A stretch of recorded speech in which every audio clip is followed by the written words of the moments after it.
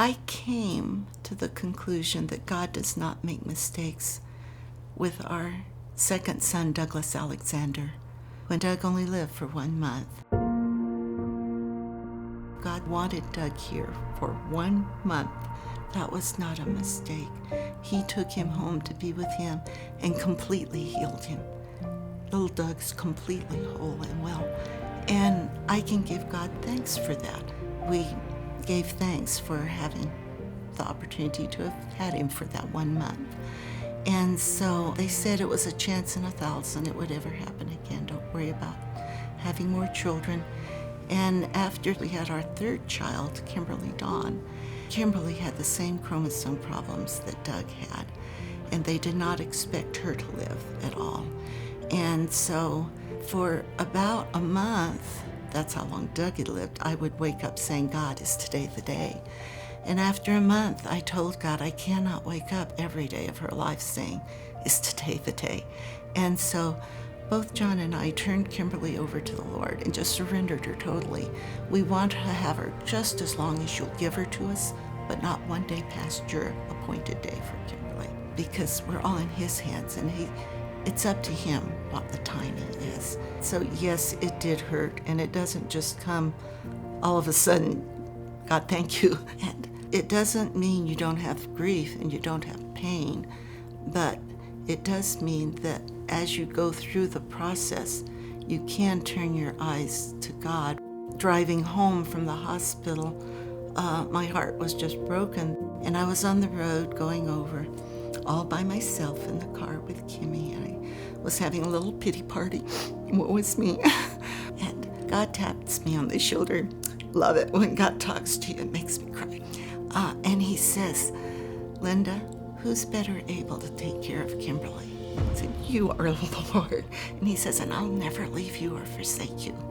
And that's been a special, special promise all through my life, that he would never leave me or forsake me. And I'd rather walk in the dark with my hand in the hand of God than walk in the light alone. And I just started clinging to that, because he's always there.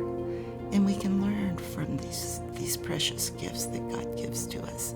And he wants us to love them.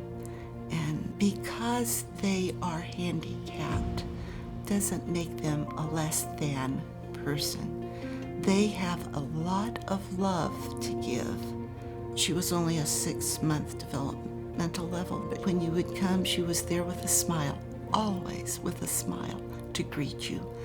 And Joy, she would be sitting in her little wheelchair all alone in the other room, and she'd just break out and giggle. And I would tell John, she's playing with the angels because she had that joy and peace. And doctors said the reason Kimberly lived for 10 years was because of the love she had in her home. So at the end of Kimberly's life, she was put into the hospital for 40 days, and Satan just attacked with full force with doubts and saying, this wouldn't have happened if you had been a good parent. And Satan just loves to bring you down and get you all depressed. But John and I, through our early marriage, had practiced giving thanks in all things, which God calls us to do. And I didn't feel like praying because Satan was hitting so hard, but I started giving thanks to God for who he was, for his character, for his sovereignty, for he loved Kimberly more than we did, and he was in control, and Satan had to stop. He just went in the other direction, and I never had any more of his barbs being thrown at me. And I concluded Satan cannot stand in the presence of the power of prayer and thanksgiving to God. So he gave us Kimberly for 10 beautiful years, but she taught us just to turn to God with thanksgiving.